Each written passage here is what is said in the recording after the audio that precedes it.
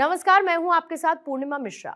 हमारे खास प्रोग्राम क्या कहते हैं नरेंद्र मोदी में आज आपको सुनवाएंगे पीएम मोदी का वो ऐतिहासिक भाषण जो उन्होंने 19 जनवरी 2014 को नई दिल्ली में दिया।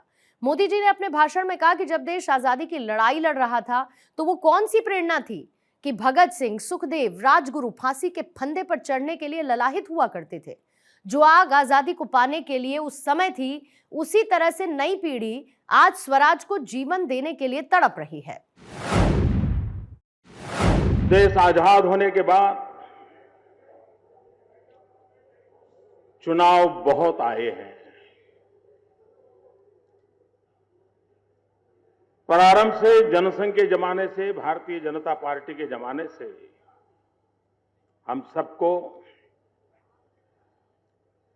चुनाव के मैदान में कार्य करने का अनुभव है। लेकिन उन भूतकाल के सारे चुनावों को देखें तो 2014 के चुनाव हर प्रकार से भिन्न है।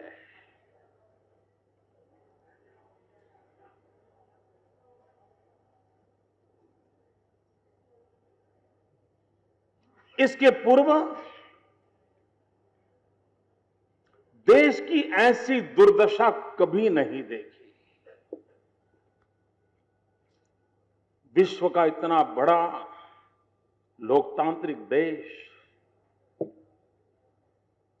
नेता विहीन हो, नीति विहीन हो और नियत भी शक के घेरे में हो, ऐसे दिवस कभी इस देश ने देखे नहीं थे जो आज हम भुगत रहे हैं। भ्रष्टाचार का इसका विकराल रूप इस दशक में जो देखा है, देश ने कभी नहीं देखा। आत्महत्या करते किसान, रोजगार के लिए भटकता नौजवान, इज्जत बचाने के लिए परेशान मां और बहनें, महंगाई के मार से तड़प रहा भूखा बच्चा। भाइयों बहनों, ऐसी दुर्दशा कभी नहीं देखी। और इसलिए ये 2014 का चुनाव सिर्फ सत्ता परिवर्तन का चुनाव नहीं है। ये 2014 का चुनाव भारत के कोटि कोटि जनों के लिए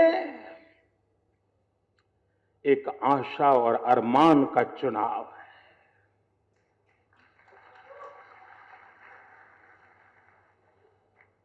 2014 का चुनाव 21वीं सदी के प्रारंभ में अटल जी, आडवाणी जी ने भारत को जिस ऊंचाई पर लेकर के रखा था, उससे और नई ऊंचाइयों पर देश को पहुंचाने का देशवासियों के सपनों का चुनाव है। और इसलिए भाइयों बहनों,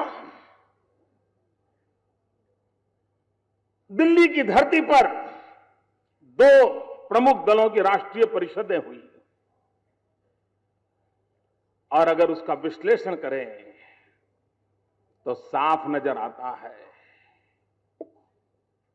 कि 2 दिन पूर्व जो कांग्रेस का अधिवेशन हुआ, उसमें 2014 के चुनाव को दल को बचाने की जद्दोजहद के रूप में दिखाई देता है। उनका दल कैसे बचे, कांग्रेस को कैसे बचाएं, बिखरती हुई पार्टी को कैसे एक रखे, ये उनकी जद्दोजहद का विषय था। भाइयों बहनों, वहां पर दल बचाने की कोशिश हो रही थी, यहां पर देश बचाने की जद्दोजहद। ये 2014 के चुनाव का ये मूलतः फर्क है। भाइयों बहनों,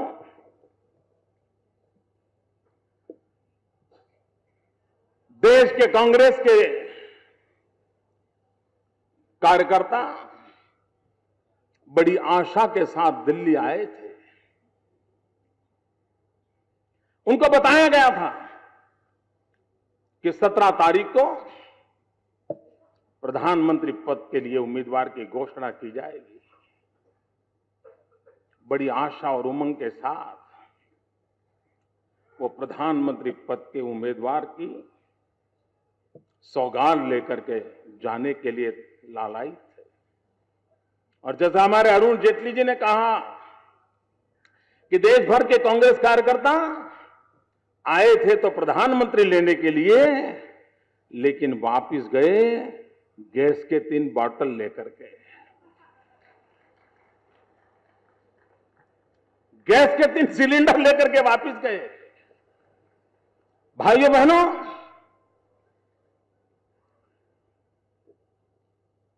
वहां पर जो बातें हुई है, कुछ बातों का जिक्र करना मुझे जरूरी लगता है। प्रधानमंत्री पद के उम्मीदवार की घोषणा न करने के पीछे लोकतांत्रिक परंपराओं का उदाहरण दिया गया। क्या यह सच्चाई है? मैं आशा करता था कि देश में दिन रात इन विषयों की चर्चा करने वाले लोग इस मुद्दों पर जरूर चर्चा करते, लेकिन 4 दिन बीत गए, चर्चा नहीं हो रही है। हर एक के अपने अपने कारण होंगे, लेकिन देश जानना चाहता है। देश आजाद होने के बाद जब पहले प्रधानमंत्री पसंद किए गए, तब लोकतांत्रिक परंपराओं का क्या हुआ था?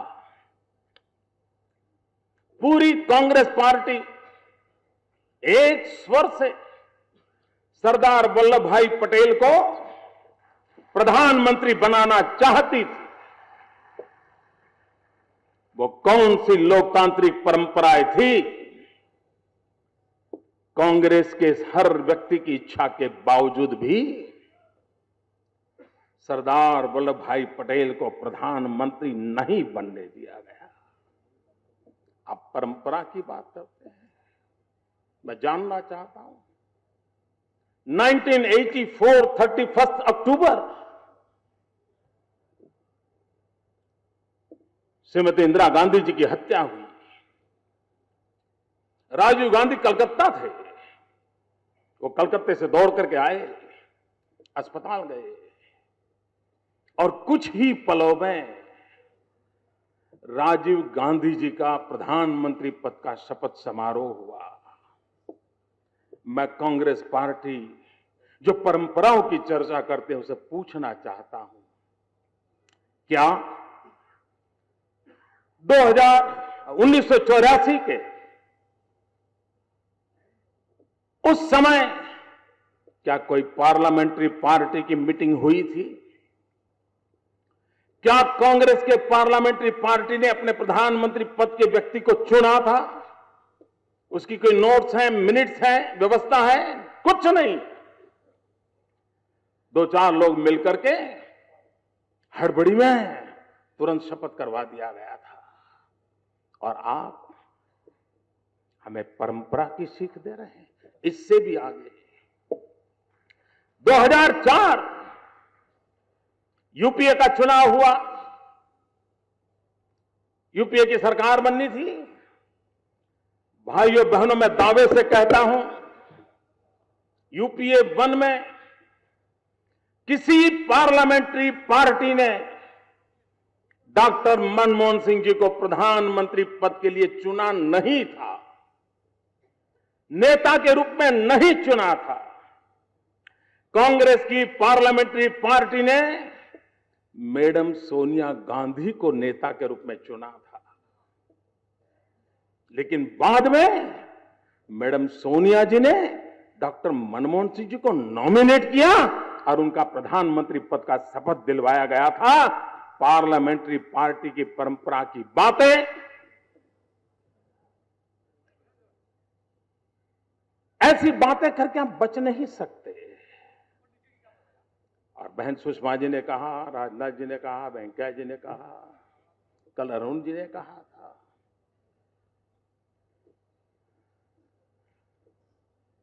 चुनाव से भागने के उनके कई कारण हो सकते हैं, सबने अपने अपने तरीके से कहा है, लेकिन मुझे एक मानवीय कारण नजर आ रहा है।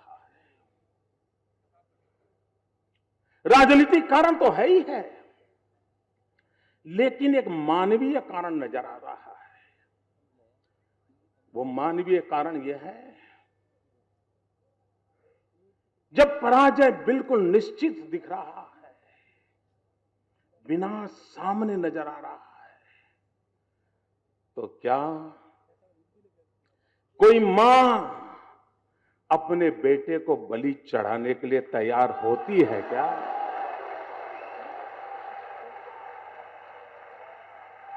कौन मां अपने बेटे को बलि चढ़ाएगी राजनीति के राह पर? और इसलिए एक मां का मन आखिरकार यही निर्णय कर गया, नहीं, मेरे बेटे को बचाओ।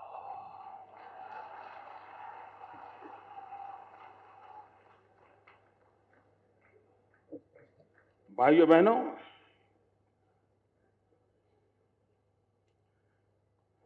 इन दिनों चाय वाले की बड़ी खातिरदारी हो रही है।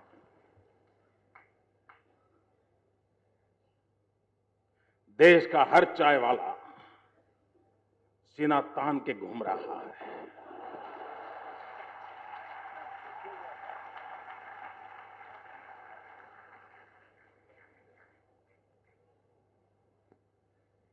भाइयों बहनों, इनका चुनाव से भाग जाने का कारण दो और भी है। एक, जिस परंपरा में वो पले बड़े हैं, जिस प्रकार से एक वरिष्ठ परिवार के रूप में अपने आप को एस्टैब्लिश किया है, भाइयों बहनों, जब इस प्रकार के जीवन में लोग जीते हैं ना, तो उनकी मन की रचना भी ऐसी ही हो जाती है। सामंतशाही मानसिकता घर कर लेती है, और तब उनको विचार आता है, लोकसभा का चुनाव महत्वपूर्ण है, कांग्रेस को जीतना भी चाहिए, लेकिन ये तो बेइज्जती का सवाल है कि चाय वाले से भिड़ना,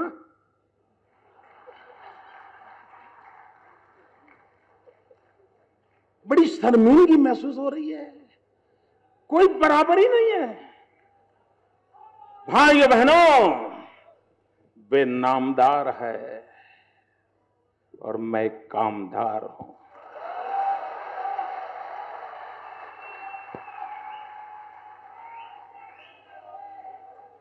ऐसे बड़े नामदार एक कामदार से मुकाबला करना बुरा मानते हैं, अपना खुद का अपमान मानते हैं। वो कैसे लड़ सकते हैं?